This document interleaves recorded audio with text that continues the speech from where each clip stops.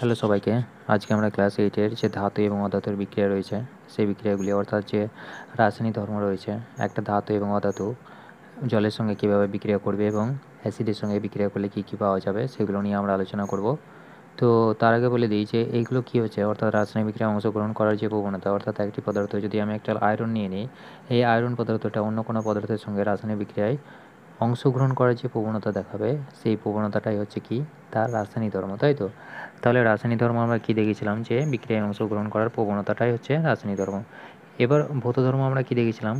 ভৌত ধর্ম দেখেছিলাম যে কোনো একটা পদার্থ তার নিজস্ব বৈশিষ্ট্য যেগুলো রয়েছে সেগুলো হচ্ছে কি তার ভৌত ধর্ম, তাই তো? তাহলে আমরা এখন কি নিয়ে আলোচনা করব? আমরা এখন রাসায়নিক ধর্ম নিয়ে আলোচনা করব। তো রাসায়নিক ধর্ম বলতে তোমাদের সিলেবাসে যেটা রয়েছে সেটা হচ্ছে কি জলের সঙ্গে এবং অ্যাসিডের সঙ্গে বিক্রিয়া। তাহলে আমরা দেখে নেব যে জলের সঙ্গে বিক্রিয়া, ঠিক আছে? তাহলে আমরা প্রথমে দেখে নেব জলের সঙ্গে বিক্রিয়া করলে কেমন হয়। জলের সঙ্গে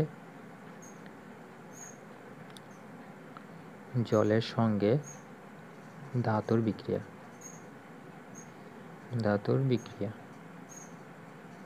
ঠিক আছে, তো জলের সঙ্গে কিংবা ধাতুর বিক্রিয়া অর্থাৎ কি ঘটবে জলের সঙ্গে যদি ধাতুর বিক্রিয়া হয় তাহলে কি ঘটবে সেটা আমরা দেখে নেব। তো প্রথমেই আমরা যদি ধরে নাও কতগুলো ধাতু, তার আগে বলে দিই ধাতুগুলোর মধ্যে কতগুলো হচ্ছে, যেমন পটাশিয়াম, সোডিয়াম, তারপরে কি হচ্ছে ক্যালসিয়াম, ম্যাগনেসিয়াম, অ্যালুমিনিয়াম, জিঙ্ক, তাই তো? তারপরে ফেরাস, তাই তো? অর্থাৎ এইগুলো হচ্ছে কি সমস্ত হচ্ছে কি ধাতু। তারপরে আছে কি বিভিন্ন রকমের, এইগুলোর মধ্যে কি হচ্ছে বিভিন্ন রকমের ধাতুগুলো আছে যারা জলের সঙ্গে বিভিন্ন বিক্রিয়া যে রেজাল্টটা দেবে সেটা বিভিন্ন রকম দেবে। তো এবার কোনটা কার সাথে কি রেজাল্ট দেবে সেটা আমরা দেখে নেব। এর মধ্যে অনেক কিছু রয়েছে, যেমন লেড আছে, ঠিক আছে? লেড আছে, কপার আছে, তারপরে হচ্ছে কি মার্কারি আছে, সিলভার রয়েছে, ঠিক আছে? এই যে ধাতুগুলো রয়েছে এই ধাতুগুলো জলের সঙ্গে বিক্রিয়ায় কী উৎপন্ন করবে সেটা আমরা দেখে নেব। তো প্রথমেই আমরা বলে দিই যে এই যে লেড এবং কপার, মার্কারি, সিলভার এইগুলো যেগুলো রয়েছে, হাইড্রোজেন, এইগুলো কিন্তু জলের সঙ্গে বিক্রিয়ায় অংশগ্রহণ করে না, অর্থাৎ এগুলো বিক্রিয়া করে না জলের সঙ্গে। তাহলে এইগুলো আমার কি হচ্ছে, এগুলো ধাতু হওয়া সত্ত্বেও কিন্তু জলের সঙ্গে বিক্রিয়া ঘটাচ্ছে না। তাহলে এর মধ্যে আমরা দেখে নেব যে পটাশিয়াম এবং সোডিয়াম হচ্ছে কি এই দুটো হচ্ছে তীব্র প্রচণ্ড সক্রিয়, অর্থাৎ এরা ঠান্ডা জলের সঙ্গে এতটাই সক্রিয় যে ঠান্ডা জলের সঙ্গেও এরা বিক্রিয়া ঘটায়। তাহলে এবার বিক্রিয়া ঘটায়, সক্রিয় বলতে কী বোঝায়? সক্রিয় বলতে বোঝায় যে কোনো একটা পদার্থ রাসায়নিক বিক্রিয়ায় অংশগ্রহণ করায় যে প্রবণতা থাকবে সেই প্রবণতাটা যদি প্রচুর পরিমাণে হয়ে যায়, অর্থাৎ যদি প্রবণতাটা অর্থাৎ বিক্রিয়ায় অংশগ্রহণ করার যে প্রবণতাটা রয়েছে সেই প্রবণতা যদি প্রচণ্ড বেশি হয় তখন তাকে বলা হয় কি সেটা তীব্র সক্রিয় পদার্থ, ঠিক আছে? তো তীব্র সক্রিয় পদার্থ বলতে আমরা বুঝলাম যে এটা প্রচণ্ড, অর্থাৎ রাসায়নিক বিক্রিয়ায় অংশগ্রহণ করার প্রবণতা প্রচণ্ড। তাহলে এবার দেখে নেব যে সোডিয়াম বা পটাশিয়াম এইগুলো কীভাবে বিক্রিয়া করছে, ঠিক আছে? তো এই যে সোডিয়াম এবং পটাশিয়াম হচ্ছে কি, সোডিয়াম প্রথমে নিয়ে নিলাম পটাশিয়াম, ঠিক আছে? পটাশিয়াম আমার যেহেতু লিখেছি পটাশিয়াম এবং সোডিয়াম হচ্ছে কি এরা তীব্র সক্রিয় পদার্থ, ঠিক আছে? তীব্র সক্রিয়। কেন সক্রিয়? এরা রাসায়নিক বিক্রিয়াটা যদি ঠান্ডা জল পায় ঠান্ডা জলেও কিন্তু রাসায়নিক বিক্রিয়াটা ঘটিয়ে দেবে, ঠিক আছে? অর্থাৎ এরা আমরা কি জানি কোনো একটা বিক্রিয়া ঘটতে গেলে পরে কোনো একটা পদার্থকে যদি আমি গরম করি তাহলে কি হচ্ছে, জলটাকে গরম করলে পরে এটা কি বিক্রিয়াটা ঘটবে। কিন্তু এই যে পটাশিয়াম এবং সোডিয়াম যে দুটো রয়েছে ধাতু দুটো, এইগুলো কি হচ্ছে এতটাই সক্রিয় যে এদের জন্য জলটাকে আর গরম করার দরকার হয় না। এরা কি করে ঠান্ডা জলের সঙ্গে বিক্রিয়া ঘটায়। এরপরে দেখি ঠান্ডা জলের সঙ্গে বিক্রিয়া ঘটালে পরে এরা কী উৎপন্ন করবে, ঠিক আছে? অর্থাৎ এদেরকে যদি আমি ঠান্ডা জলের সঙ্গে বিক্রিয়া ঘটাই, অর্থাৎ কোল্ড ওয়াটার, ঠিক আছে? কোল্ড ওয়াটার, তাহলে কি পাবো? দেখো কোল্ড ওয়াটারের সংকেত আমি যদি H2O, এটা তো জল, তাহলে H2O হচ্ছে, তাহলে এটা থেকে যেটা উৎপন্ন হবে সেটা হবে কি পটাশিয়াম হাইড্রোক্সাইড আর হাইড্রোজেন উৎপন্ন হবে, হাইড্রোজেন গ্যাস উৎপন্ন হবে, ঠিক আছে? তাহলে পটাশিয়াম হাইড্রোক্সাইড আর কি হচ্ছে গ্যাস উৎপন্ন হচ্ছে। তাহলে এই যে পটাশিয়াম এবং ঠান্ডা জলের সঙ্গে বিক্রিয়া করে পটাশিয়াম হাইড্রোক্সাইড উৎপন্ন করছে, তাহলে এই বিক্রিয়াটা এতটাই সক্রিয় বিক্রিয়া যে এই বিক্রিয়াটায় যখন রেজাল্টেন্ট যেটা পাচ্ছি, অর্থাৎ ফল হিসাবে যেটা পাচ্ছি বা বিক্রিয়াজাত পদার্থ হিসাবে যেটা পাচ্ছি সেটা প্রচুর পরিমাণে, অর্থাৎ এই যে হাইড্রোজেন গ্যাসটা উৎপন্ন হলো, ঠিক আছে? এই হাইড্রোজেন গ্যাসটা এই বিক্রিয়াটা ঘটার পর এই বিক্রিয়াটাতে এতটা পরিমাণে তাপ উৎপন্ন হয় যে এই হাইড্রোজেন গ্যাসটাকে জ্বালিয়ে দেওয়ার বা এটাকে আগুন ধরিয়ে দেওয়ার ক্ষমতা রাখে, ঠিক আছে। অর্থাৎ এই যে বিক্রিয়াটা ঘটছে, এই বিক্রিয়াটা এতটা পরিমাণে মানে সক্রিয়ভাবে ঘটছে যে এই যে ঠান্ডা জলের সঙ্গে বিক্রিয়া করেও যে হাইড্রোজেনটা পাবো, অর্থাৎ ধরে নাও এই পাত্রে, ঠিক আছে, ঠান্ডা জল রয়েছে। ঠান্ডা জল আমি কি করলাম, পটাশিয়াম দিয়ে দিলাম, ঠিক আছে। এই পটাশিয়াম বা সোডিয়াম, ঠিক আছে। তো এই যে সোডিয়াম এবং পটাশিয়াম জলের সঙ্গে এতটাই পরিমাণে বিক্রিয়া ঘটাবে যে জলে আমরা কি পাবো, হাইড্রোজেন হিসেবে পাবো, তাই তো। হাইড্রোজেনের বুদবুদ আকারে কী হবে, জল থেকে বেরিয়ে আসবে। এবার এই যে হাইড্রোজেনটা বেরিয়ে আসছে, এই হাইড্রোজেনটা কি হচ্ছে, আমি এই বিক্রিয়াটি থেকে কী পাচ্ছি, তাপ পাচ্ছি, ঠিক আছে, বা হিট উৎপন্ন হচ্ছে।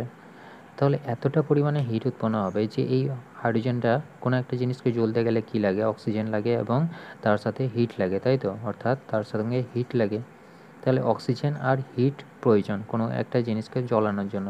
তাহলে এই যে হাইড্রোজেনটা এতটা মানে হাইড্রোজেনটা এখান থেকে বেরোচ্ছে, জল থেকে বেরোচ্ছে, এবং কীভাবে বেরোচ্ছে, এটা তো অনেকটাই গরম। অর্থাৎ এই যে বিক্রিয়াটা ঘটছে সেখান থেকে আমি প্রচণ্ড তাপ পাচ্ছি, অর্থাৎ তাপের পরিমাণটা প্রচুর পরিমাণে থাকছে। তাহলে এই যে তাপের পরিমাণটা প্রচুর পরিমাণে থাকছে, সেই তাপটাই কী করছে, এই হাইড্রোজেনটাকে এই অক্সিজেনের সংস্পর্শে এনে, মানে যখনই এই হাইড্রোজেনটা, গরম হাইড্রোজেনটা কী হচ্ছে, অক্সিজেনের সংস্পর্শে আসছে, তখনই জ্বলতে লাগছে, ঠিক আছে। এবার এই যে এই ঠান্ডা জলের উপর কিছু পরিমাণে কী থাকে, সোডিয়াম থাকে, মানে উপরে ভাসমান অবস্থায় থাকে, সোডিয়ামও থাকে বা পটাশিয়াম থাকে, আমি যে কোনো একটা নিলাম। তাহলে সোডিয়াম বা পটাশিয়াম কী থাকছে, এই যে জলের উপরিতলে ভেসে থাকছে। তাহলে এবার বলো, এই যে হাইড্রোজেনটা যখন এই জল থেকে বুদবুদ আকারে বেরোচ্ছে, বেরোনোর ফলে কী হচ্ছে, হাইড্রোজেনটা তো জ্বলে যাচ্ছে, তাই না। তাহলে হাইড্রোজেনটা ফায়ার হয়ে যাচ্ছে। এবার এই হাইড্রোজেনটা ফায়ার হওয়ার সাথে সাথে এই যে উপরিপৃষ্ঠে যে সোডিয়াম এবং পটাশিয়াম রয়েছে, এই সোডিয়াম এবং পটাশিয়াম দুটো কী হয়, জ্বলতে শুরু করে, ঠিক আছে। তো এখান থেকে আমি দেখতে পাচ্ছি যে সোডিয়াম বা পটাশিয়াম, যদি সোডিয়াম আমি নিয়ে নিই, তাহলে সোডিয়াম ঠান্ডা জলের সঙ্গে কীভাবে বিক্রিয়া করছে, H2O ঠান্ডা, ঠিক আছে, ঠান্ডা জলের সঙ্গে বিক্রিয়া করে কী করবে, এটাও কিন্তু হাইড্রোক্সাইড উৎপন্ন করবে, ঠিক আছে। অর্থাৎ সোডিয়াম হাইড্রোক্সাইড উৎপন্ন করবে এবং হাইড্রোজেন গ্যাস বেরোবে, ঠিক আছে। হাইড্রোজেন গ্যাস বেরোবে, তার সাথে সাথে আমি কী পাবো, তাপ পাবো। তাহলে এই সোডিয়াম এবং পটাশিয়াম এই দুটোর ক্ষেত্রে প্রচুর পরিমাণে তাপ উৎপন্ন হবে এবং কী উৎপন্ন হবে, সোডিয়াম হাইড্রোক্সাইড অর্থাৎ হাইড্রোক্সাইডের ক্ষার উৎপন্ন হবে, ঠিক আছে।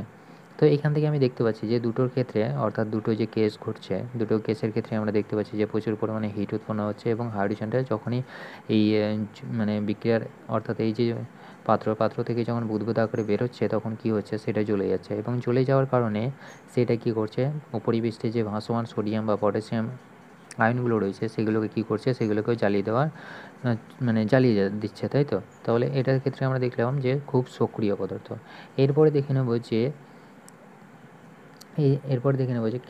ক্যালসিয়ামটা কী করে। ক্যালসিয়ামটাও কিন্তু ঠান্ডা জলের সঙ্গে বিক্রিয়া করে। অর্থাৎ এক্ষেত্রে আমরা দেখছি যে ক্যালসিয়ামটা যেটা রয়েছে, ক্যালসিয়ামটা কিন্তু ঠান্ডা জলের সঙ্গে বিক্রিয়া করে, কিন্তু ঠান্ডা জলের সঙ্গে বিক্রিয়া করলে পরেও সেটা অতটা পরিমাণে মানে সক্রিয় নয়, ঠিক আছে। অর্থাৎ সক্রিয় নয় বলতে গেলে কী হবে, হাইড্রোজেনটা আমি মানে হাইড্রোজেনটা তো পাবো, কিন্তু সেটা থেকে অতটা পরিমাণে তাপ উৎপন্ন হবে না, ঠিক আছে। অর্থাৎ এটা ঠান্ডা জলের সঙ্গে বিক্রিয়া করবে। যদি আমি ক্যালসিয়াম নিয়ে নিই, ক্যালসিয়াম প্লাস H2O ঠান্ডা জল নিলাম, ঠিক আছে। ঠান্ডা জলের সঙ্গে বিক্রিয়া করে কী করবে, ক্যালসিয়াম হাইড্রোক্সাইড উৎপন্ন করবে। এই ক্যালসিয়ামের 2+ আয়ন থাকে, সেই জন্য OH2 হয়ে গেল, ঠিক আছে, প্লাস H2।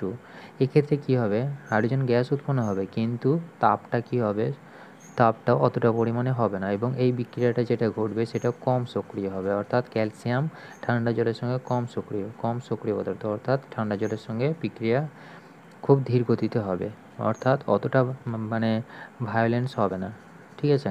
তো এক্ষেত্রে দেখতে পাচ্ছি যে শুধুমাত্র সোডিয়াম এবং পটাশিয়াম এই দুটি যৌগ রয়েছে বা মৌল রয়েছে, যে দুটো কী করছে, ঠান্ডা জলে এতটা পরিমাণে সক্রিয় যে ঠান্ডা জলের সঙ্গেও সেটা বিক্রিয়া ঘটাচ্ছে।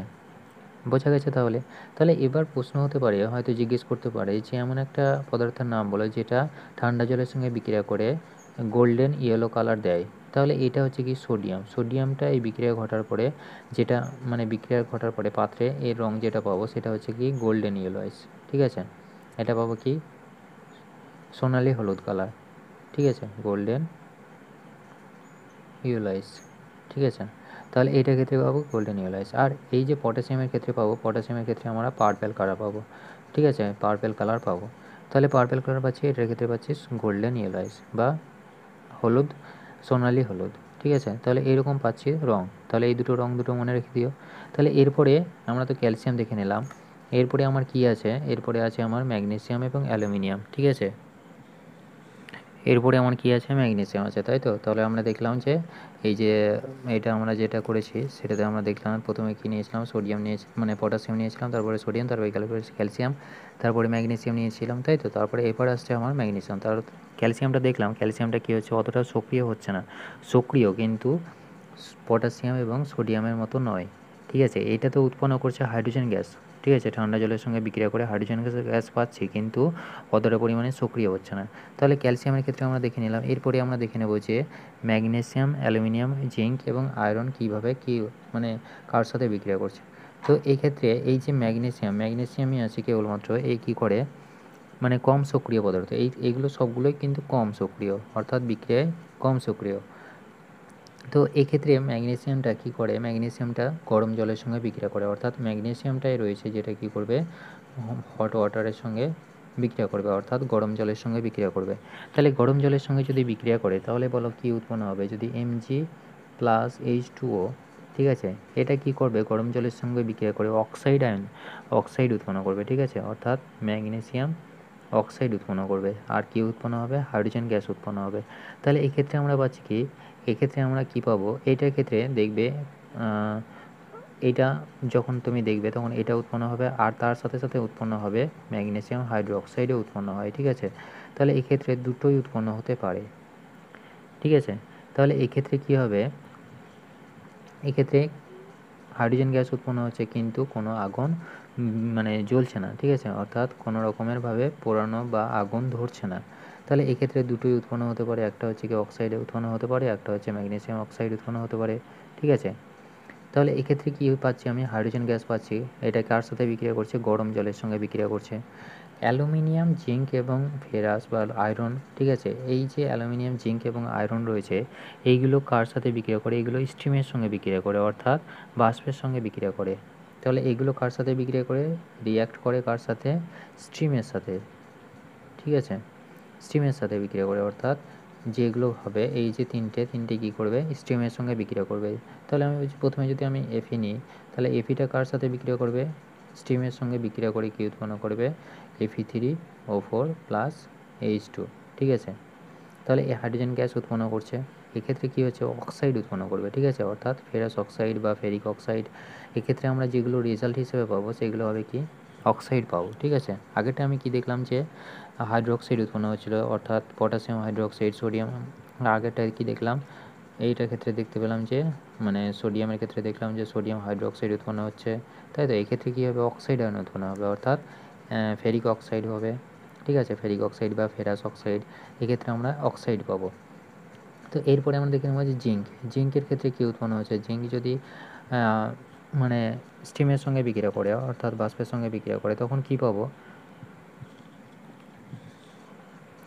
বাষ্পের সঙ্গে বিক্রিয়া করলে কী পাওয়া যাবে, বাষ্পের সঙ্গে বিক্রিয়া করলে যেটা পাবো সেটা হচ্ছে এটার ক্ষেত্রে অক্সাইড পাবো। তাহলে জিঙ্ক অক্সাইড পাবো, তার সাথে অক্সিজেন মানে হাইড্রোজেন গ্যাস উৎপন্ন হবে। ঠিক আছে, অর্থাৎ জিঙ্ক অক্সাইড উৎপন্ন হচ্ছে, অক্সাইড তার সাথে হাইড্রোজেন গ্যাস পাচ্ছি।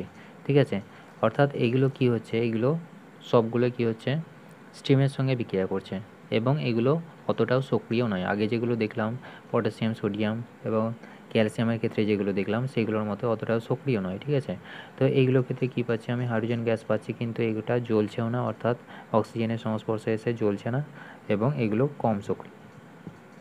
তাহলে কম সক্রিয় আমি পেয়ে গেলাম। এরপরে দেখে নেব যে অ্যালুমিনিয়াম বাকি রয়েছে। তাহলে অ্যালুমিনিয়াম জলের সঙ্গে বিক্রিয়া করলে কী পাওয়া যাবে, তাহলে অ্যালুমিনিয়াম জলের সঙ্গে বিক্রিয়া করে যেটা উৎপন্ন করে সেটা হচ্ছে কি Al2O3+H2। এবার তোমার প্রশ্ন মানে মনের মধ্যে প্রশ্ন আসতে পারে কি, এখানে তিনটে কী করে হচ্ছে, এগুলোকে ব্যালেন্স করে নিলেই হবে। এখানে তিনটে নিয়ে নাও, তাহলে তিনটে হয়ে গেল, তিনটে আয়রন হয়ে গেল এবং দুটো জল। তাহলে এক্ষেত্রে কী আছে আমার চারটে, তাহলে চারটে আমি নিয়ে নিলাম, তাহলে চারটে অক্সিজেন পেয়ে গেলাম। আর এটার সাথে কী হবে বলো, তাহলে এখানে 8টা হাইড্রোজেন হচ্ছে, তার মানে আমাকে 4টে হাইড্রোজেন যুক্ত করতে হবে। তাহলে এরকমভাবেই তোমাকে ব্যালেন্স করতে হবে। ঠিক আছে, এক্ষেত্রে কী হচ্ছে, এক্ষেত্রে দেখো কী হবে, এক্ষেত্রে কী হচ্ছে, আমি যদি দুটো অ্যালুমিনিয়াম নিই, অ্যালুমিনিয়াম দুটো রয়েছে, দুটো অ্যালুমিনিয়াম, আর তার সাথে আমি দেখতে পাচ্ছি যে দুটো হাইড্রোজেন ও 3টে অক্সিজেন, তার মানে কি 3টে অক্সিজেন লাগবে, তাহলে 3 2 6। তাহলে এটার ক্ষেত্রে কতগুলো হবে, 3H2 হবে। ঠিক আছে। তাহলে এরকমভাবে তুমি মানে সমতা বিধান করে নেবে। তাহলে এইগুলো তো হচ্ছে কি, তাহলে তোমাকে যদি মানে পরীক্ষাতে জিজ্ঞেস করে কি যে মানে এমন একটা মেটালের নাম বলো বা ধাতুর নাম বলো যেটা কি করছে, স্টিমের সঙ্গে বিক্রিয়া করছে। ঠিক আছে, স্টিমের সঙ্গে বিক্রিয়া করছে, তাহলে তুমি কি বলবে?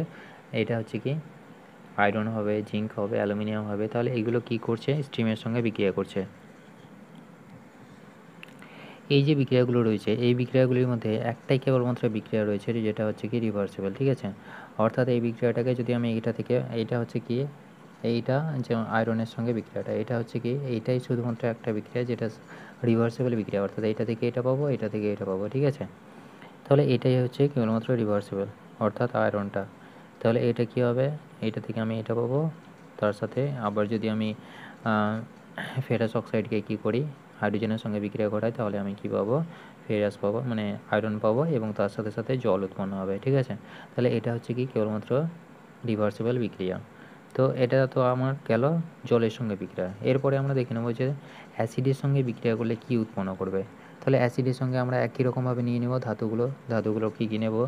একটা নেব potassium, sodium, calcium, magnesium, aluminium, zinc, ferrous, lead, copper, mercury, silver, hydrogen, এগুলো নিয়ে নেব। ঠিক আছে, তারপরে দেখব যে বিক্রিয়াটা কী উৎপন্ন করছে। তাহলে এরপরে দেখে নেবো যে ধাতুগুলো অ্যাসিডের সঙ্গে কীভাবে বিক্রিয়া করছে। ঠিক আছে, ধাতু বা অধাতু। তাহলে এই যে ধাতুর অ্যাসিডের সঙ্গে বিক্রিয়া, অর্থাৎ কী ঘটবে ধাতুর সঙ্গে যদি বিক্রিয়া হয়, তাহলে ধাতুগুলো আমরা কি করি, ল্যাবে যে অ্যাসিডগুলো ব্যবহার করি, সেই অ্যাসিডগুলো কি হয়? লঘু অ্যাসিড, অর্থাৎ ডাইলুয়েট মিনারেল অ্যাসিড। ঠিক আছে, অর্থাৎ লঘু অ্যাসিড, তাই তো?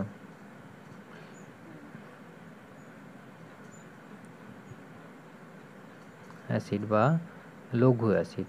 ঠিক আছে, লঘু অ্যাসিড ব্যবহার করি। তো তোমাদের বইয়ে দেখবে দুটো শুধুমাত্র দিয়ে দিয়েছে। এই যে ধাতুগুলো রয়েছে, ধাতুগুলো কেবলমাত্র HCl এবং H2SO4 এর সঙ্গেই কেবলমাত্র বিক্রিয়া ঘটায়। ঠিক আছে, অর্থাৎ লঘু HCl আর H2SO4 এর সঙ্গে বিক্রিয়ায় ঘটায়, HNO3 এর সঙ্গে এরা বিক্রিয়া ঘটায় না।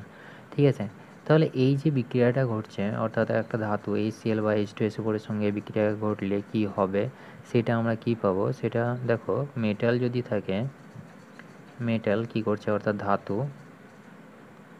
ধাতু অ্যাসিডের সঙ্গে বিক্রিয়া করবে, করে কি উৎপন্ন করবে? ধরুন আমি HCl নিলাম। ঠিক আছে, HCl লঘু বা ডাইলুয়েট। তাহলে লঘু HCl এর সঙ্গে বিক্রিয়া করে কি উৎপন্ন করবে? যেটা পাবো আমি কি পাবো? সল্ট পাবো, এবং তার সাথে আমি কি পাবো? হাইড্রোজেন গ্যাস পাওয়া যাবে। ঠিক আছে, অর্থাৎ হাইড্রোজেন গ্যাস, এবং এটা হাইড্রোজেন গ্যাস পাওয়া যাবে। ঠিক আছে, তাহলে এটা কি করছে যখন, তাহলে হাইড্রোজেন গ্যাস পাচ্ছি, তাই তো? তাহলে এটা থেকে আমি দেখতে পেলাম যে ধাতু অ্যাসিড, এটা H2SO4 হতে পারে। ঠিক আছে, H2SO4 হতে পারে। তাহলে ধাতু যখন লঘু অ্যাসিড বা লঘু অ্যাসিডের সঙ্গে বিক্রিয়া করছে, তখন কি উৎপন্ন হচ্ছে? সল্ট উৎপন্ন হচ্ছে, এবং তার সাথে সাথে গ্যাস উৎপন্ন হচ্ছে, তাই তো? অর্থাৎ হাইড্রোজেন গ্যাস পাচ্ছি। তাহলে এবার বলো যে বিক্রিয়া, মানে তোমাদের যে টেবিলটা রয়েছে, অর্থাৎ আমরা যেটা দেখলাম পটাশিয়াম, সোডিয়াম, ক্যালসিয়াম, ম্যাগনেসিয়াম, তাই তো? Potassium, sodium, calcium, magnesium, aluminium, zinc, তারপরে হচ্ছে কি আয়রন, তারপরে হচ্ছে লেড, তারপরে হচ্ছে কি হাইড্রোজেন, কপার, মার্কারি, তারপরে হচ্ছে কি এজি, সিলভার এবং গোল্ড। ঠিক আছে, তাহলে এইগুলো কি পাচ্ছি আমি? এইগুলো হচ্ছে কি এক, মানে ক্রম অনুসারে, অর্থাৎ সক্রিয়তা। প্রথমে যেগুলো থাকবে সেগুলো কি হবে? সব থেকে বেশি সক্রিয় হবে। ঠিক আছে, তাহলে এক্ষেত্রে যদি ধরে নাও অ্যালুমিনিয়াম নিলাম আমি, তাহলে প্রথমে আমরা দেখে নেব কতগুলো ধাতু, এবং ধাতুগুলো বিক্রিয়া করে কী উৎপন্ন করছে। ঠিক আছে, তো অ্যালুমিনিয়াম যেগুলো রয়েছে, অ্যালুমিনিয়াম, ঠিক আছে, অ্যালুমিনিয়াম HCl এর সঙ্গে যদি বিক্রিয়া করে, অর্থাৎ এটা হবে কি লঘু, সবসময় কিন্তু লঘু হবে। ঠিক আছে, অর্থাৎ এটাকে ডায়ালুট বলতে পারো। ঠিক আছে, তাহলে লঘু অ্যাসিড নিতে হবে, কারণ যদি এটা গাঢ় অ্যাসিড নেওয়া হয়, সেটা কি হবে? অ্যালুমিনিয়ামের সঙ্গে বিক্রিয়া করে আগুন জ্বালিয়ে দিতে পারে। ঠিক আছে, সেই জন্য এটাকে পরীক্ষাগারে অর্থাৎ ল্যাবরেটরিতে যেগুলো ব্যবহার করা হয় সেগুলোতে লঘু অ্যাসিড ব্যবহার করা হয়। ঠিক আছে, এই কারণেই। তাহলে এই যে HCl এর সঙ্গে বিক্রিয়া করে এটা কি পাওয়া যাবে? AlCl3। ঠিক আছে, আর আমি কি পাবো? হাইড্রোজেন গ্যাস পাবো। ঠিক আছে, ব্যালেন্স করে নেবে। তাহলে এখানে 3টে রয়েছে, আর এখানে কতগুলো রয়েছে? হাইড্রোজেন আছে 2টো। তাহলে এখানে আমার যদি আমি এখানে 6টা নিয়ে নিই, তাহলে কী হবে, এখানে 3টে হয়ে যাবে, তাই তো? অর্থাৎ 3 দুগুণে 6টা, মানে 6টা হাইড্রোজেন হয়ে গেল আর 6টা ক্লোরিন, তার মানে এখানে আমাকে 2টো নিতে হবে, এটার সাথে 2টো নিতে হবে অ্যালুমিনিয়াম। তাহলে এরকমভাবে ব্যালেন্স করে নিতে হবে। তাহলে এটার ক্ষেত্রে আমি দেখতে পাচ্ছি যে অ্যালুমিনিয়াম যখন HCl এর সঙ্গে বিক্রিয়া করছে তখন আমি কী পাচ্ছি, সল্ট পাচ্ছি, তাই তো? এটা অনেক দূরে হয়ে গেছে, এটা অনেক কাছে হবে, ঠিক আছে? তাহলে এটার ক্ষেত্রে আমি কী পাচ্ছি, সল্ট পাচ্ছি এবং হাইড্রোজেন পাচ্ছি। তাহলে এবারে এই যে আমি আরেকটা নিয়ে নিচ্ছি, এই ক্ষেত্রে কী হবে, এই যে অ্যালুমিনিয়াম, তারপরে জিঙ্ক এবং ম্যাগনেসিয়াম, অর্থাৎ এই যে অ্যালুমিনিয়াম, জিঙ্ক, ম্যাগনেসিয়াম, ঠিক আছে, এইগুলো কী উৎপন্ন করে, এইগুলো মানে এই যখন বিক্রিয়া করবে লৌহ অ্যাসিডের সঙ্গে তখন কী হবে, তাপ পাবো, ঠিক আছে? অর্থাৎ এই 3টে পদার্থের ক্ষেত্রে আমরা তাপ পাই, ঠিক আছে? বিক্রিয়া করলে পরে সেটার ক্ষেত্রে আমরা তাপ পাই। তো এরপরে দেখে নেবো যে জিঙ্ক যদি, ধরে নাও অ্যালুমিনিয়ামটা HCl এর সঙ্গে বিক্রিয়া করলে কী উৎপন্ন করবে, মানে H2SO4 এর সঙ্গে বিক্রিয়া করলে উৎপন্ন কী হবে, এই H2SO4, লঘু H2SO4, তাহলে কী হবে, আমরা দুটোই দেখে নেব HCl এর সঙ্গে কী উৎপন্ন হচ্ছে এবং H2SO4 এর সঙ্গে কী উৎপন্ন হচ্ছে। তাহলে এটার ক্ষেত্রে কী পাওয়া যাবে, এটার ক্ষেত্রে দেখে নাও, তাহলে Al2SO4 হবে, Al2SO4, তারপরে কী হবে, এটা 3 হবে এবং তার সাথে সাথে হাইড্রোজেন উৎপন্ন হবে, ঠিক আছে? এরপর ব্যালেন্স করে নাও কত হবে, একই রকমভাবে ব্যালেন্স করে নেবে, ঠিক আছে? তাহলে এটার ক্ষেত্রে আমরা কী পেলাম, লঘু H2SO4 এর সঙ্গে বিক্রিয়া করে দেখতে পাচ্ছি যে এটা পাচ্ছি, তাই তো? তাহলে এইবারে বলো, যদি এবার আমি ধরে নিলাম, তাহলে এটা কী করলাম, অ্যালুমিনিয়ামের সঙ্গে করলাম, এবার আমি জিঙ্ক নিচ্ছি, ঠিক আছে? জিঙ্ক, তাহলে জিঙ্ক HCl এর সঙ্গে বিক্রিয়া করলে কী উৎপন্ন হবে বলো? তাহলে এটা হবে কি, সর্বদাই লঘু হবে, ঠিক আছে? লঘু অ্যাসিড হবে। তাহলে জিঙ্ক যদি HCl এর সঙ্গে বিক্রিয়া করে তাহলে কী পাওয়া যাবে, জিঙ্ক HCl এর সঙ্গে বিক্রিয়া করে ZnCl2 উৎপন্ন করে এবং তার সাথে হাইড্রোজেন উৎপন্ন করে, ঠিক আছে? হাইড্রোজেন গ্যাস উৎপন্ন করবে এবং তার সাথে সাথে তাপ বেরোবে, ঠিক আছে? তাহলে এটার সাথে আমরা কী পাবো, তাপও পাবো, অর্থাৎ এই বিক্রিয়াটার ক্ষেত্রে তাপ বেরোয়, ঠিক আছে? তাহলে এটা কী পাচ্ছি, সল্ট পাচ্ছি এবং তার সাথে সাথে এবার আমাকে ব্যালেন্স করে নিতে হবে। তাহলে এখানে কতগুলো রয়েছে, 2টো রয়েছে ক্লোরিন, আমার এখানে কতগুলো রয়েছে, 1টা রয়েছে, তার মানে আমাকে 2 করতে হবে। এখানে জিঙ্কে আমার দেখো, এখানে যদি আমার 2টো হয়ে যায় তাহলে কী হচ্ছে, মিলে যাচ্ছে, তাহলে আমাকে 2 বসিয়ে দিলেই হয়ে যাচ্ছে। তাহলে ZnCl2 এবং H2 গ্যাস উৎপন্ন হচ্ছে, অর্থাৎ হাইড্রোজেন গ্যাস পাচ্ছি বিক্রিয়াতে। এরপরে বলো, যদি এটাই H2SO4 এর সঙ্গে উৎপন্ন করে, H2SO4, ঠিক আছে, জিঙ্ক যদি H2SO4 এর সঙ্গে বিক্রিয়া করে তাহলে কী উৎপন্ন হবে, লঘু H2SO4, লঘু H2SO4 এর সঙ্গে বিক্রিয়া করলে কী উৎপন্ন হবে, তাহলে এখানে দেখো Zn, ঠিক আছে, জিঙ্ক ZnSO4 প্লাস H2, ঠিক আছে, H2 গ্যাস উৎপন্ন হচ্ছে। তাহলে জিঙ্ক নিয়ে নিলাম, এবার আয়রন নিয়ে নিচ্ছি, আয়রনটা লঘু এসছে, এটা সমস্ত কিছু হবে লঘু, ঠিক আছে?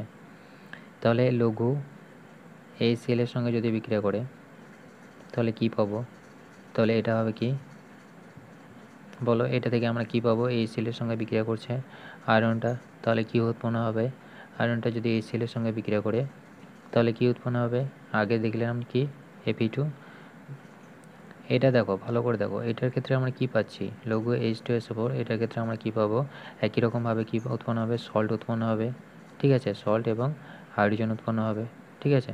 তাহলে আমি কী পাবো, সল্ট পাবো এবং হাইড্রোজেন পাবো, সেম একই রকম।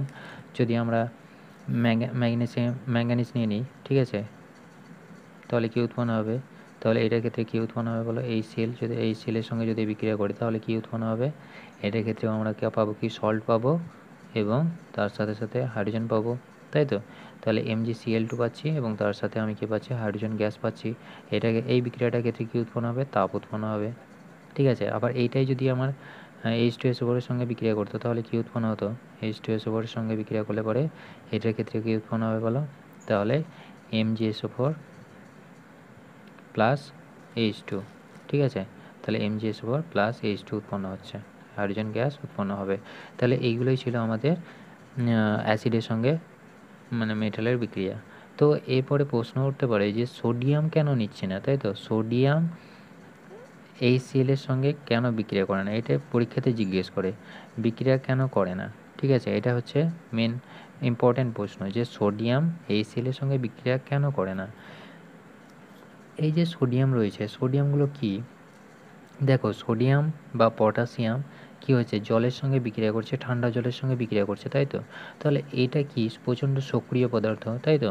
তাহলে একে যদি আমি বাইরে এমনি এমনি খোলামেলা জায়গায় রেখে দিই সোডিয়াম বা পটাশিয়ামকে, ঠিক আছে, সোডিয়াম বা পটাশিয়ামকে যদি এমনি খোলা জায়গায় রেখে দেওয়া হয় তাহলে কী হবে, সে জলীয় বাষ্পের সঙ্গে অর্থাৎ ঠান্ডা বা গরম জল যে কোনো জলের সঙ্গে কী হবে, সে বিক্রিয়া করে আগুন উৎপন্ন করবে, তাই তো? সেই জন্য কী করা হয়, সোডিয়াম বা পটাশিয়ামকে কেরোসিনের মধ্যে রাখা হয়। তো এই বিক্রিয়াটাতে আমি দেখতে পাচ্ছি যে সোডিয়াম কী হচ্ছে, প্রচণ্ড সক্রিয় পদার্থ হচ্ছে, তাই তো? তাহলে এই ক্ষেত্রে কী হবে, এই সেলের সঙ্গে বিক্রিয়া করলে, লৌহ এই সেলের সঙ্গে বিক্রিয়া করলে পরেও এটা কী হবে, প্রচণ্ড পরিমাণে তাপ পাওয়া যায়, ঠিক আছে? অর্থাৎ এই বিক্রিয়াটা, অর্থাৎ যদি আমি এই সেলের সঙ্গে বিক্রিয়াটা ঘটাই তাহলে প্রচণ্ড পরিমাণে তাপ উৎপন্ন হয়।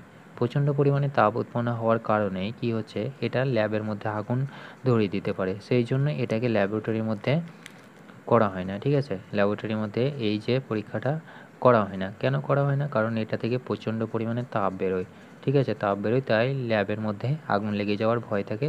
সেই জন্য এটা কী হচ্ছে, মানে ল্যাবরেটরিতে ব্যবহার করা হয় না। সোডিয়ামকে এই সেলের সঙ্গে বিক্রিয়ায় তোমরা দেখবে, তোমাদের স্যারদেরকে যদি জিজ্ঞেস করো বা ল্যাবরেটরিতে গিয়ে তোমরা যদি নিজে থেকে পরীক্ষা করো, নিজে থেকে পরীক্ষা করার চেষ্টা করো না, কারণ আগুন ধরে যাবে, ঠিক আছে? আগুন ধরে বিপদ ঘটতে পারবে। তাহলে এটা তো আমরা দেখে নিলাম। এরপরে আমরা দেখে নেব যে এই যে ধাতু এবং অধাতুগুলোর ব্যবহার কোথায় কোথায় ব্যবহার হচ্ছে, তাহলে আমরা দেখে নেব ব্যবহার, ঠিক আছে?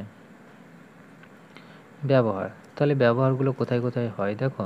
একটা আমরা কি জানি, যে কোনো পদার্থ তৈরি করতে গেলে আমার কী লাগবে, ধাতু এবং অধাতু এগুলো দিয়েই তৈরি হবে, তাই তো?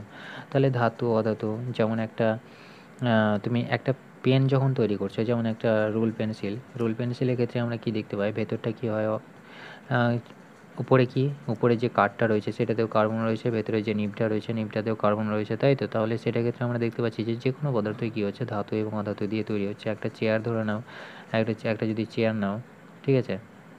চেয়ারের ক্ষেত্রে কী পাওয়া যায়, তোমাদের বইয়ে দেওয়া আছে, দেখবে ভালো করে দেওয়া আছে। তাহলে এটার ক্ষেত্রে, চেয়ারের ক্ষেত্রে কী পাওয়া যাবে, চেয়ার কী দিয়ে তৈরি হবে, কার্বন অর্থাৎ কাঠ দিয়ে তৈরি হবে, তার সাথে হাইড্রোজেন, অক্সিজেন এইগুলো দিয়ে তৈরি হবে, তাই তো? তাহলে চেয়ার এই যে মানে পদার্থগুলো দিয়ে তৈরি হচ্ছে। একটা ওষুধ তৈরি করতে গেলে কী লাগবে, ওষুধের মধ্যে কী কী থাকে বলো? আমরা যে ওষুধগুলো খাই বিভিন্ন রকমের মানে অসুখের জন্য, জ্বর ঠান্ডা এইসবের জন্য যে ওষুধগুলো খাই, সেগুলোর মধ্যে কী থাকে, সেগুলোর মধ্যে দেখবে অনেকেই কী হয়, আয়রন ট্যাবলেট খায়, তাই তো? তাহলে আমার কী থাকে, অর্থাৎ আয়রন থাকে, হাইড্রোজেন থাকে, কার্বন, সালফার, হাইড্রোজেন, ঠিক আছে, আয়রন, ঠিক আছে, এইগুলো থাকে কি, এগুলো সব কিছুই ওষুধের মধ্যে থাকে। তাহলে এইগুলো কি কাজে লাগছে, এই যে পদার্থগুলো রয়েছে অর্থাৎ ধাতু এবং অধাতুগুলো রয়েছে সেগুলো কি কাজে লাগছে, ওষুধ তৈরিতে লাগছে, ঠিক আছে? তারপরে দেখবে যে আমাদের যে দাঁতগুলো বা যে কোনো একটা স্টিল যখন তৈরি হয়, স্টিলটা বলে দিই তারপরে দাঁতটা বলছি। স্টিলের ক্ষেত্রে কি পাওয়া যায়, স্টিল স্টিল কী দিয়ে তৈরি হয়, লোহা দিয়ে তৈরি হয়, তাই তো? লোহা, ক্রোমিয়াম এগুলো দিয়ে তৈরি হয়। তাহলে এই যে লোহা, ক্রোমিয়াম এগুলো দিয়ে কী তৈরি হচ্ছে, স্টিল তৈরি হচ্ছে। আবার যদি মানুষের দাঁত কী দিয়ে তৈরি হয় বলো, মানে দাঁতের যে গঠনটা রয়েছে, দাঁতটা এত শক্ত কেন হয়? তাহলে দাঁতের মধ্যে আমাদের কী থাকে, হাড়ের মধ্যে কী থাকে, হাড়ের মধ্যে ক্যালসিয়াম থাকে, তাই তো? মানুষের হাড়টা যেটা গঠিত হয় সেটা কী হয়, ক্যালসিয়াম দিয়ে তৈরি হয়। তাহলে দাঁতটা কী হবে, ক্যালসিয়াম, ম্যাগনেসিয়াম, ঠিক আছে? তারপরে কী হচ্ছে, ফসফরাস, এইগুলো দিয়ে তৈরি হচ্ছে। তাহলে এইগুলো কী হচ্ছে, ধাতু। তাহলে এইগুলো, এই যে ধাতুগুলো রয়েছে সেটা কী হচ্ছে, তাহলে এইগুলো বিভিন্ন রকমের ধাতু বা অধাতু দিয়ে তৈরি হচ্ছে। তারপরে রক্ত জমাট বাঁধার জন্য কোন ধাতু কাজে লাগছে, ক্যালসিয়াম, ঠিক আছে, রক্ত জমাট বাঁধার জন্য। তাহলে রক্ত জমাট বাঁধতে কী কী কাজে লাগছে, রক্ত জমাট, ঠিক আছে, রক্ত জমাটের জন্য আমার কী লাগছে, ক্যালসিয়াম, ক্যালসিয়াম 2+ আয়ন, ঠিক আছে? তাহলে এটা আমার রক্ত জমাট বাঁধতে সাহায্য করছে। তারপরে এখনকার দেখবে মানে বেশিরভাগ রুগী কী হয়, ডায়াবেটিস রোগে ভুগছে, তাই তো?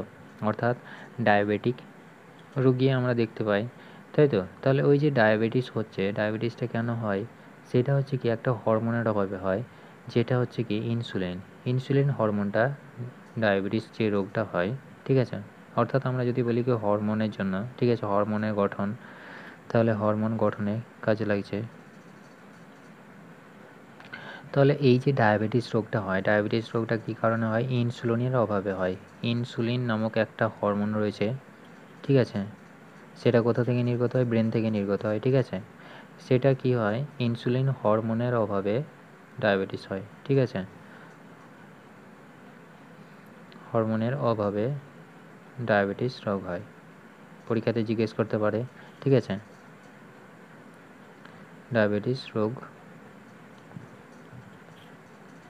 হয়, ঠিক আছে।